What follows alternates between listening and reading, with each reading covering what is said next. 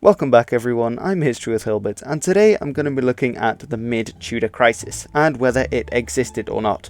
Now most people tend to think that after Big Henry died and his young son Edward VI came to the throne, he wasn't very old and he died very young, and after that he got his Catholic sister Mary, and the time period was famous because Mary enjoyed burning people alive, and the economy collapsed and everything was just basically a whole pile of shit.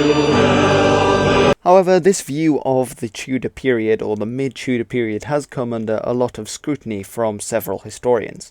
Now, first of all, I'd like to outline what actually happened during the mid-Tudor period, and then we'll get on to whether it was a crisis or not, and some points for and against. So in 1547, Henry VIII dies after a long time on the throne. Henry came to the throne in 1509. He did have to wait a bit because he was still underage, but when he got to 18, he managed to rule, and he'd been ruling England ever since. Now, he did have a son, which he did a lot of things to try and get a son, as he is very famous for, which is why he had 6 wives. And in 1547, his young son Edward VI, wasn't old enough to rule England yet, so Henry's will had a whole council of people called executors who would rule in his stead, and there were about 16 of these. However, this didn't really pan out the way that Henry VIII had wanted it to, and 2 people rose to prominence. The first one was the Lord Protector, Lord Somerset, and the second one was John Dudley, who is the Earl of, or the Duke of Northumberland, and they ruled from 1547 to 1549. When I say ruled, they had influence over the king, and essentially they were the people in charge. They were king in all but name, and Northumberland, or John Dudley, ruled from 1550 to 1553. Now, after Edward died, he died at the young age of, I believe, 15. Although Henry VIII was himself conflicted about his own faith, he did raise Edward as a Protestant, and Edward was quite pious and very certainly a reformed being of the Renaissance. And he tried to convert the English population, which was still mostly Catholic at this point. Only in the southeast were there any sort of majority of Protestants, and he tried to convert the English from Catholicism to Protestantism, if I can speak.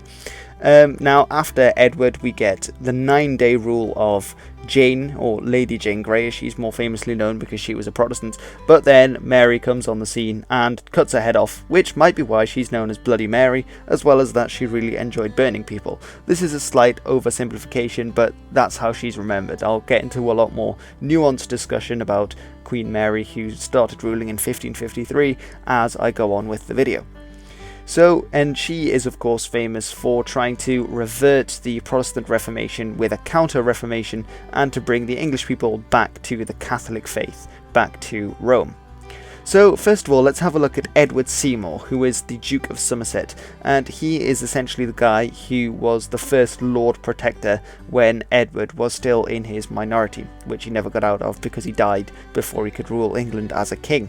So he was the elder brother of Jane Seymour, who was the 3rd queen of Henry VIII, which made him King Edward's uncle. Of course, Jane Seymour was the queen of Henry's who had given birth to the only son he ever had, which was Edward. Now, originally, he was a member of the Regency Council of Executors that Henry VIII had put in place to rule during Edward's minority, but he soon rose to power as the sole regent in 1547 and gave himself the title of Lord Protector. Now, he is known to history as the Good Duke because he did, or apparently he did, genuinely care for the poorer people in Edward's reign and put forward several policies to try and help poorer people during the country. Although recently, again, the counter-revisionist point of view is often that he was just trying to look out for himself and his own kind. But it is fair to say that he did do some things to help the poor, which I will get into. So, was there a crisis under Somerset? Let's first of all have a look at foreign policy.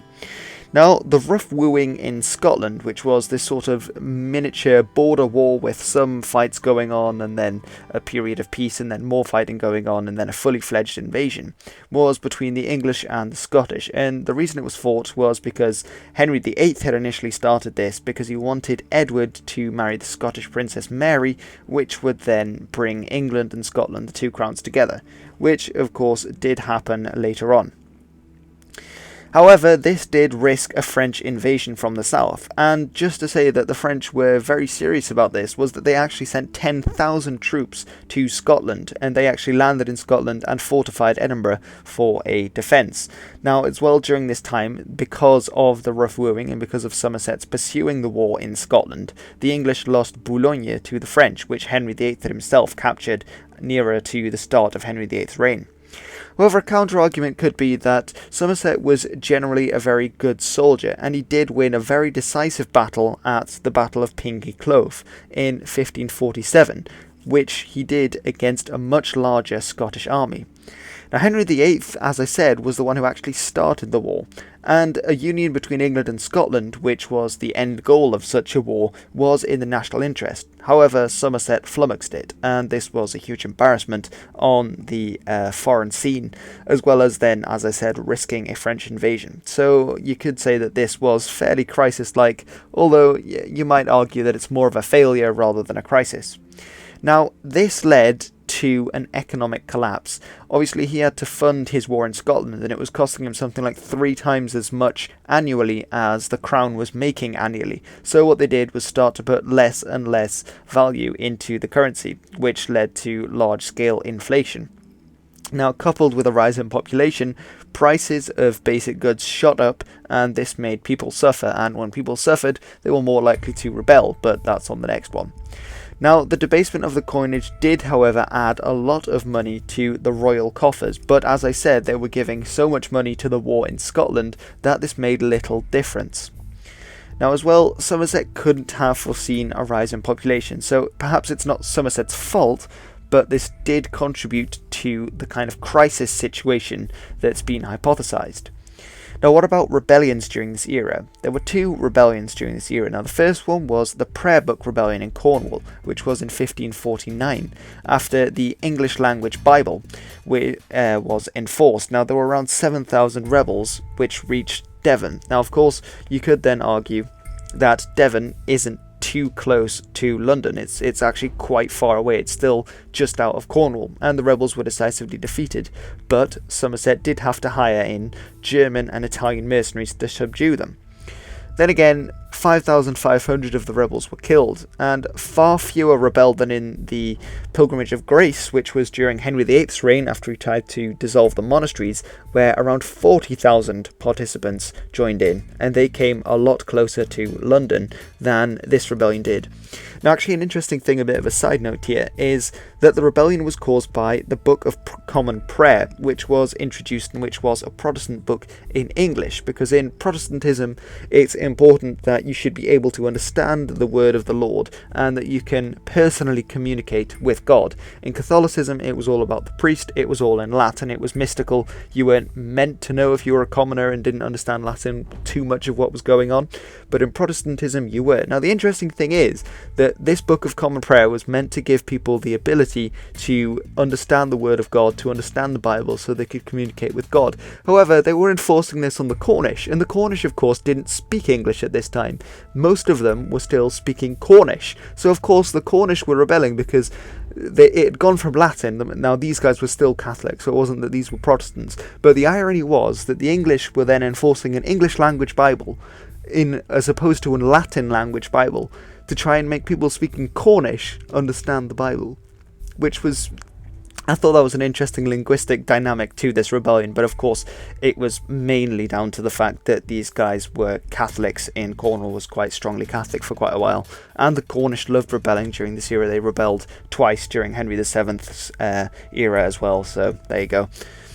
Now, the second rebellion was Kett's rebellion, which was in the other end of England, in the southeast rather than the southwest. This was also in 1549, I believe in the summer of 1549.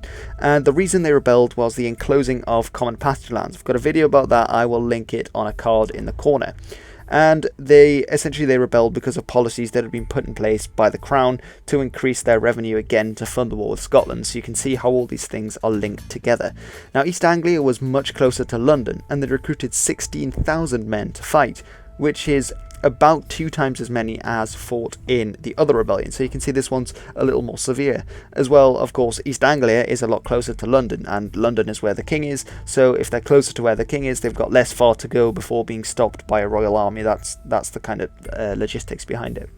However, to counter this, you could say that enclosure had already started to increase under Henry VIII, and increased at a more rapid rate under Henry VIII than it did under Edward's rule. So it's not solely to blame on Somerset, but again, you could say this is leading towards a more crisis-like situation during this period. However, the rebels were defeated at 2 decisive engagements before they could reach London, so it was a good response by the government, and they didn't actually reach London, and obviously they didn't depose Somerset or the king.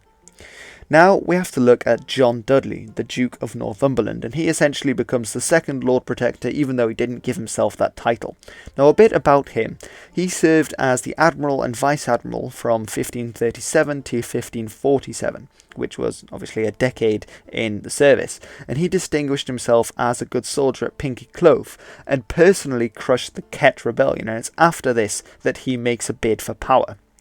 Now he usurped Somerset as Lord Protector in 1549, after Somerset started to suspect things and essentially kidnapped the young King Edward and took him out into the countryside, but he lost his nerve and then surrendered the king, and then essentially it was all downhill from there.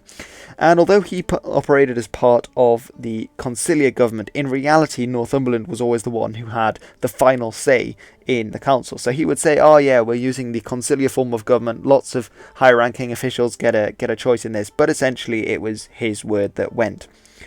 Now, he was known as the Wicked Duke because many of his policies were seen to enrich the landed elite. Now, it's sort of the classic interpretation that he's the Wicked Duke and Somerset was the Good Duke, but there is a lot more nuance to this as well. Actually, it's been theorized in more modern day terms that he was actually quite a good ruler, and that's my phone going off. Fam, I'm making a video. So now let's have a look at the foreign policy under the Duke of Northumberland. Now, he pulled out of the war in Scotland, but Boulogne, as I said, was lost as a result. However, he kind of inherited this situation. He didn't really make it himself. Now, as well as this, he didn't make any significant gains in Europe to further boost the prestige of the English as a nation. However, there are quite a few different counter-arguments to this. One of them being that he avoided an invasion by the Scottish and the French, and the war was started by Henry VIII before the so-called Mid Tudor Crisis. Now, what I mean by this is that obviously the 10,000 troops in Scotland would be a big concern to Edward and to the English, because of course if they invaded, that would mean big trouble for England. That could really be a crisis. Then there would be a very big chance that he would be kicked off the throne. Now, as well as this, he maintained a neutral stance in foreign policy, and almost succeeded in brokering a peace treaty between the 2 most powerful countries at the time, France and the Holy Roman Empire. I mean, arguably Spain as well, but that was pretty linked to the Holy Roman Empire, as Charles V was himself Spanish, and his son after that was the King of Spain while he was emperor, until he abdicated. And this was in the early 1550s, so this gave England a hugely important position, because they almost did succeed in brokering a peace between these two very large powers, by remaining neutral. He also had a keen interest in sending merchant fleets off to far-off locations, and he laid the foundations for the future expeditions under Elizabeth, which in turn helped with the old empire.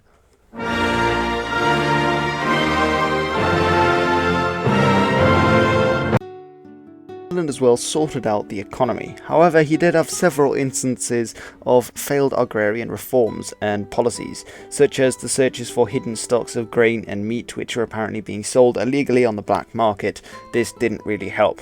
And as well, landowners were given much more scope to enclose common land, although then again, this could just be in that they thought they were doing this in comparison to Somerset, who was a lot tougher on enclosures, although it was during Somerset's reign that you obviously had Kett's rebellion, which was caused because of this, which again had issues before with Kett's rebellion.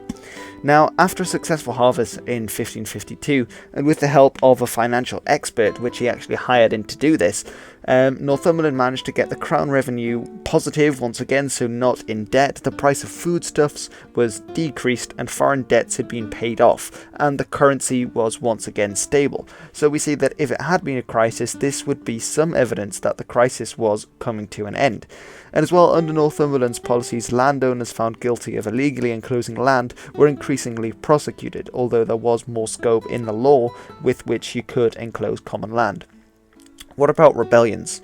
Well, the causes of both rebellions during Somerset's time as Lord Protector, the Kett and Western rebellions, which were sparked by the enclosure of common land and enforcement of Protestant biblical literature, both remained unsolved during Northumberland's time as the man in charge. However, there were no rebellions during Northumberland's time as the quote-unquote Lord Protector, and this is very telling because with Somerset and afterwards with Mary, as you'll see, there were both rebellions, so perhaps this could be seen as a time of lesser crisis, which is in the middle.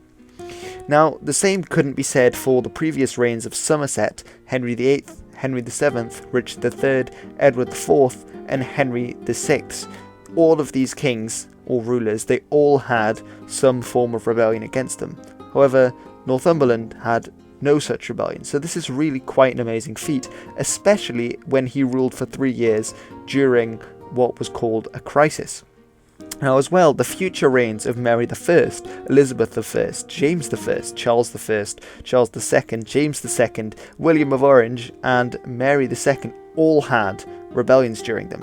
And that goes right the way up until, I think, 1702, at which point Anne became queen, and during Anne's reign there were no rebellions, so that's when it stops. But right the way up until 1702, each of these monarchs had a rebellion against them.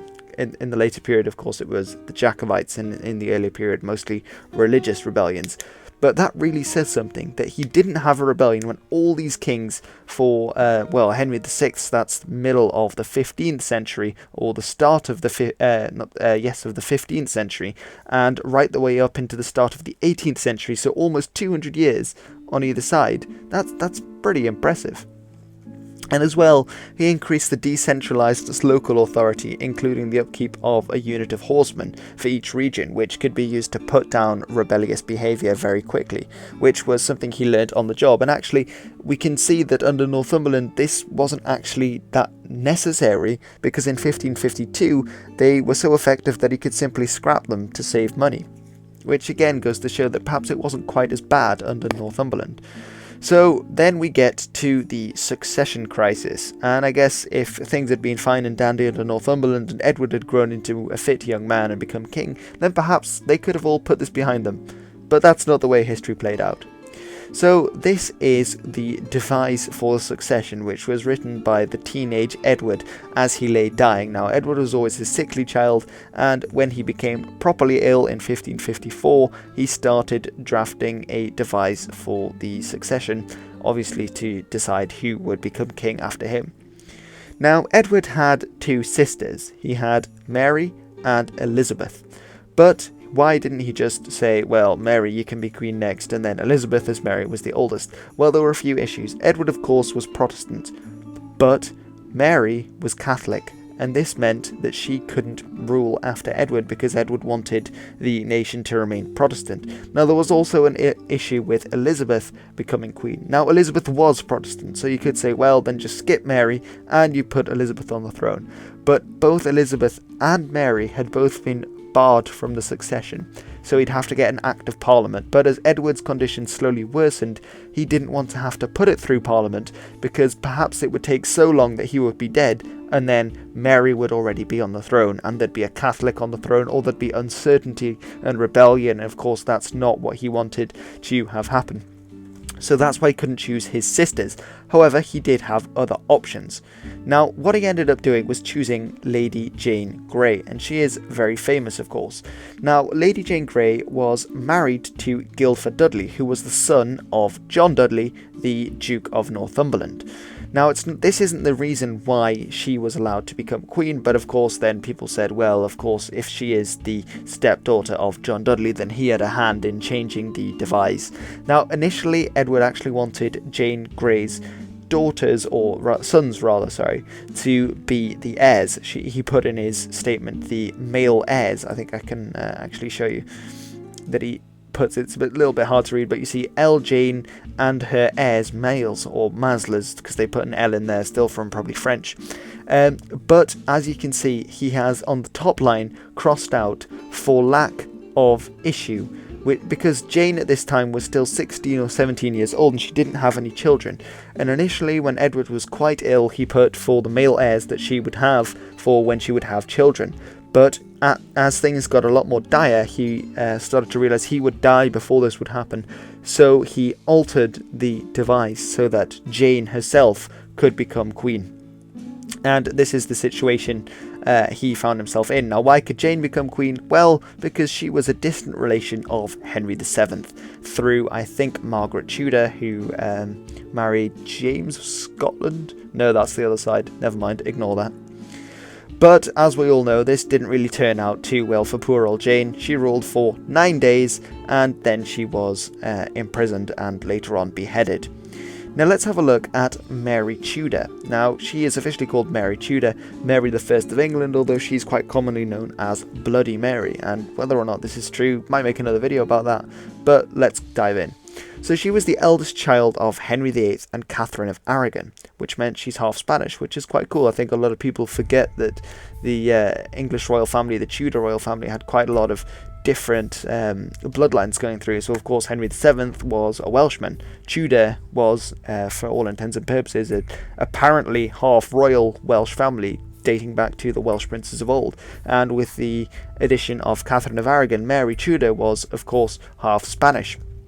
The Aragons, I've been talking about that a lot in my Catalunya videos. That's that Catherine of Aragon, the one who married into the family after her mother was Isabella of Castile, and she married Ferdinand of Aragon. That's very important for the Catalunya situation, which is when the kingdom, or the crown of Aragon as I should say, first got into bed with the rest of Spain.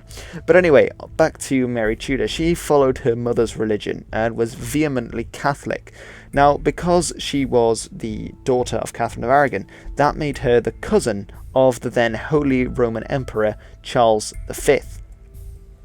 Now, she became queen after Northumberland's surrender. Now, Northumberland marched out with an army to Cambridge, but on the way there he heard that the Privy Council back in London had claimed their allegiance to Mary, and once he got to Cambridge, even though he had a slight army there, Mary was forming up an army in East Anglia, he simply surrendered because he knew that without the backing of the Privy Council in London, he was doomed.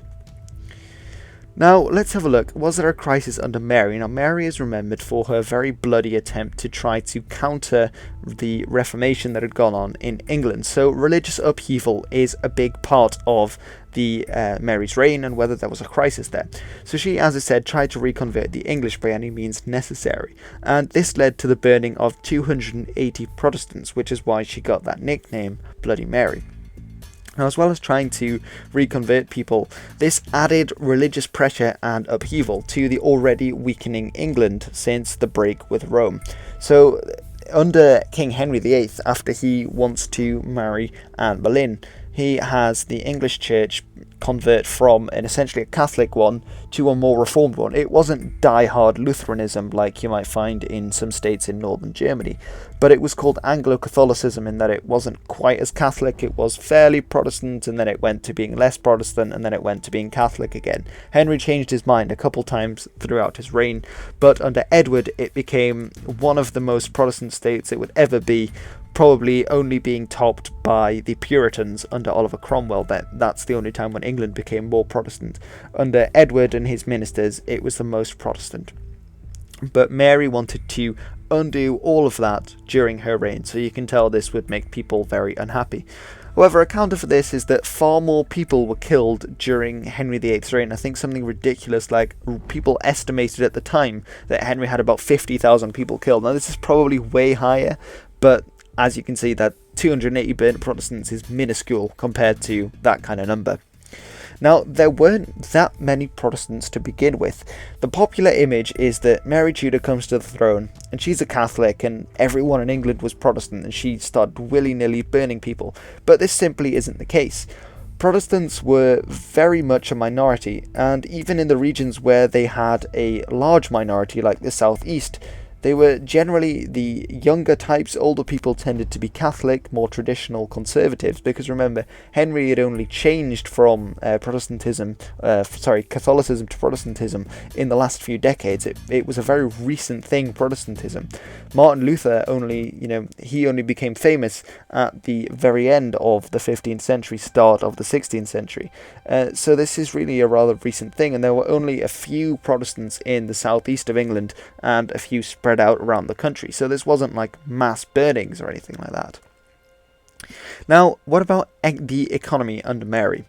Now, there were many wet years which led to famine. As well as this, the cloth trade in Antwerp, it collapsed, and this was a huge blow to English traders who had been trading with cloth merchants, Flemish merchants, the very famous ones across the sea, for hundreds of years. This has been a huge industry. Lots of them went to Scotland as well, which influenced Scots, but this started to collapse during Mary's reign, and this was a very big issue.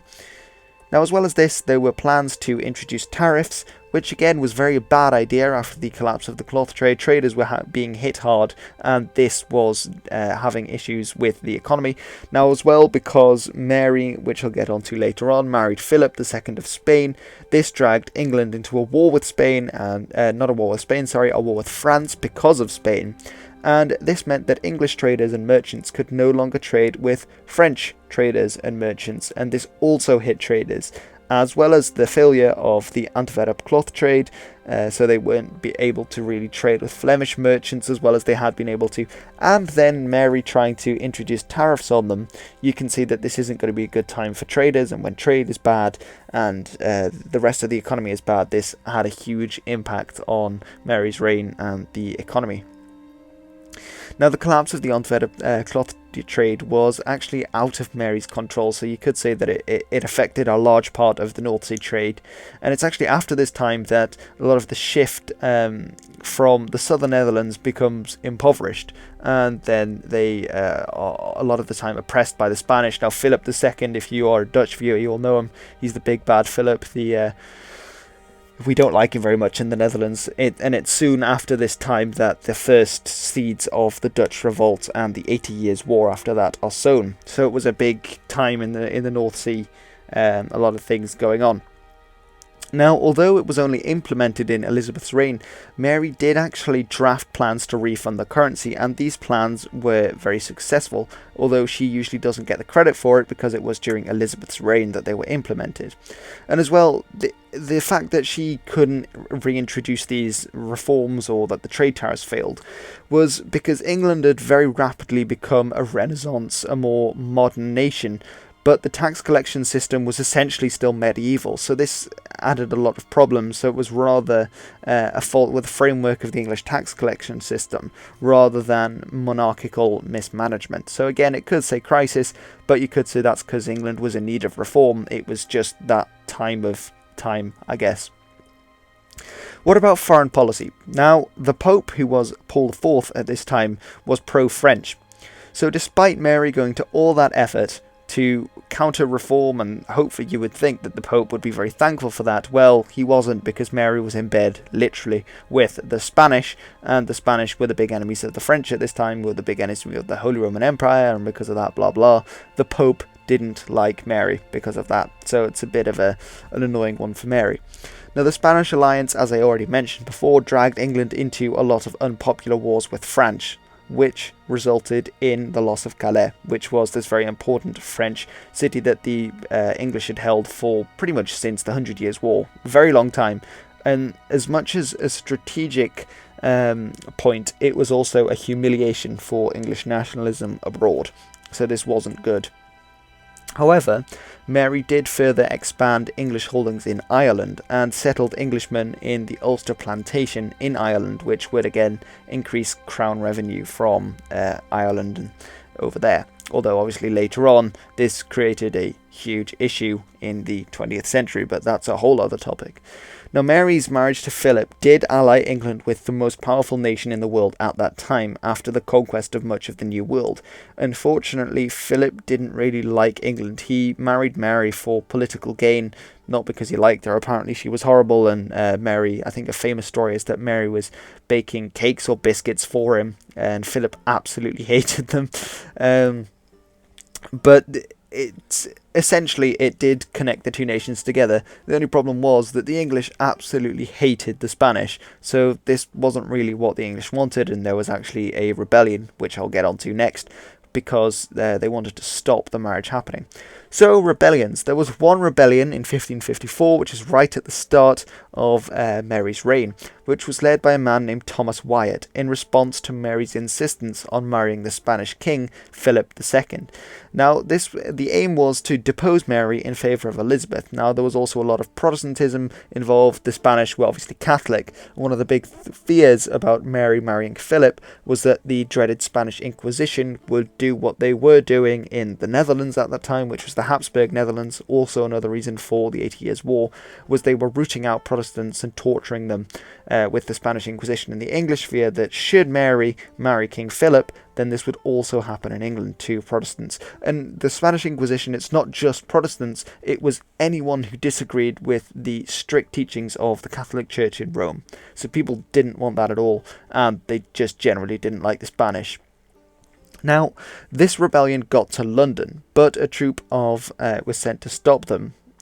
But this troop didn't actually stop them. In fact, the troops just joined with the rebels. So you can see that there was mutiny in the ranks, and obviously this was, if you couldn't trust your own troops, then you were in real danger.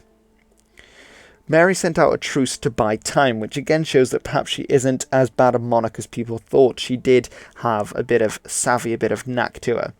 Now, upon entering London, the rebels were blockaded on the far side of London Bridge as the townsfolk came out in support of Mary's, at which point the rebels surrendered.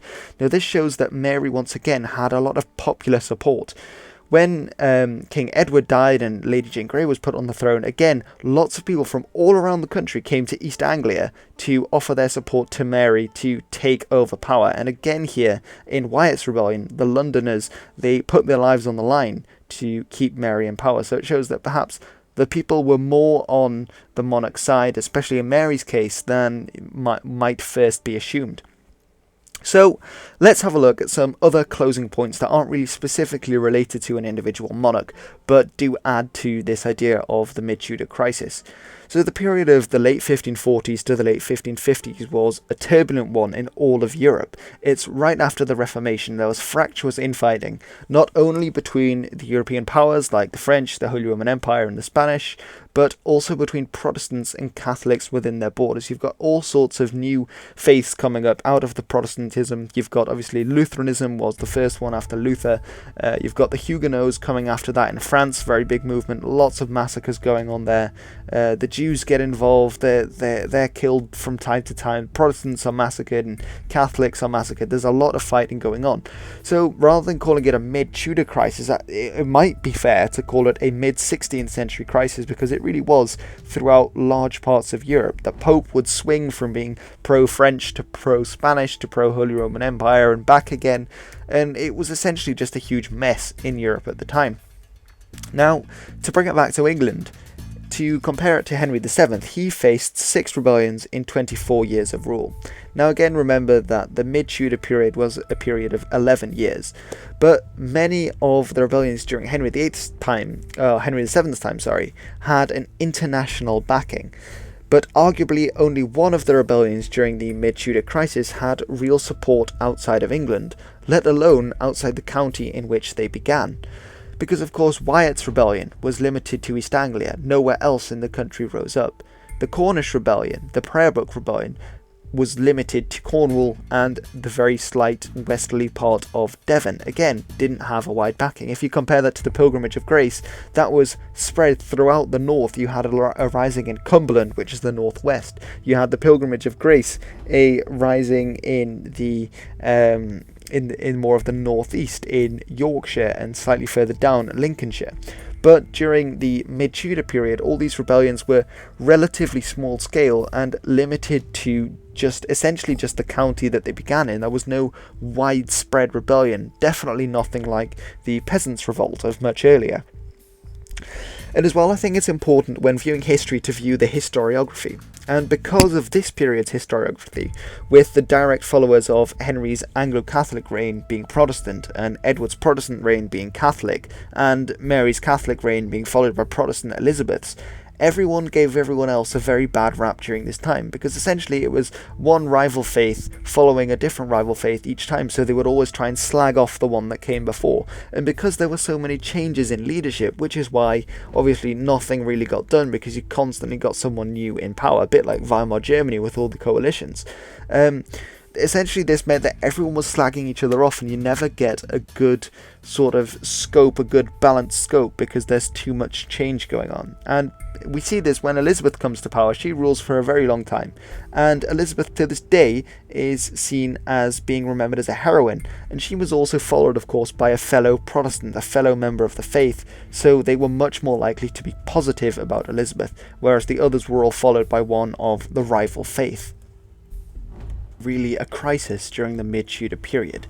Well, in some aspects, the period of 1547 to 1558, this 11-year period, was worse than others. There were so many kings and queens, one after the other, and regents, and factional infighting at court. That was a big thing that I haven't really covered. There were a lot of, with obviously people changing hands all the time, there was a lot of factionalism within the court. There wasn't a strong ruler like Henry VIII. Of course, you had Somerset was the guy in charge, and then Northumberland, and then suddenly you had Lady Jane Grey, and then Northumberland was beheaded, and then she was beheaded, and then you had Mary. So there was a lot of factionalism within the court. But then again, compared to other periods, the ones directly before and directly after, they both had their fair share of difficulty too, which I've gone over. Of course, Elizabeth, you have the Armada and the absolute deterioration of the relationship with Spain. Now, I reckon as well this period suffered from, and the rulers within it suffered from, a lot of bad luck and bad timing. And this was more to blame for the kind of crisis situation than individual failures. So I reckon if Edward had grown up to be king, then his reign might have been a lot easier, rather than having to change to Catholic Mary. And had she produced an heir, then it had not been imposed upon reforming a nation, things might have been very different if she had been in charge of a mainly Catholic nation that didn't have this Protestant element to it. Then maybe Catholic Mary would have done very well as a ruler, but you know, these things happen in history, so this is maybe why we view this period as being a crisis. So many rebellions came much closer to changing the government, but none of the Mid-Tudor rebellions succeeded in their goals. All of them were put down, and the government survived. So although it could be called a crisis, like the Cuban Missile Crisis, nothing actually happened after that. Nothing succeeded in completely destroying the government or the function of the country. There was just a heightened sense. Now, this idea was that the government was under imminent threat of collapse, although through several years, for instance, while I was talking about Northumberland and the later years of Mary's reign, I don't think that the government was in any sort of serious imminent danger of collapsing. For example, with Northumberland there were no rebellions. With Mary she had one rebellion, and this was right at the start of the reign, and after that there were no rebellions. There was some sort of attempt under Mary with one of the Dudley brothers in France, but this never appeared, so this never really wasn't a rebellion. This was more of a plot, and I'm not sure that it would have succeeded had it gone on. So you could say that when comparing it to Henry VII, who had to fight off many rebellions, or Henry VIII, who had a lot more populist rebellions in the north, for example, then the Mid-Tudor period really wasn't that bad. However, 80% of wages during the Tudor period were spent on food, yet wages were 60% less than they had been 50 years before, which added to the social upheaval and the likelihood for rebellion. And finally, Parliament was dissolved 4 times during the Mid Tudor Crisis, which goes to show again that the parliamentary system in government, this was a difficult period as well as for the common people. So you could say it was a crisis because not only were the common people suffering with the social upheaval, food shortages, famines under the wet years of Mary, with things like religious upheaval as well, but also you have the government suffering from all of these changes and factionalism within the Privy Council and the conciliar government being changed time and time again, as the Parliament was dissolved 4 times. Okay, so this has been a really long video. I'm about to lose my voice if you didn't hear halfway through, and I think I'm gonna have to call it a day. So I know a few people asked for a longer video, so I hope this is what you were looking for. You've done this to yourselves. So thank you very much for watching. I'm History with Hilbert. Don't forget to like, comment and subscribe, and I will see you again soon.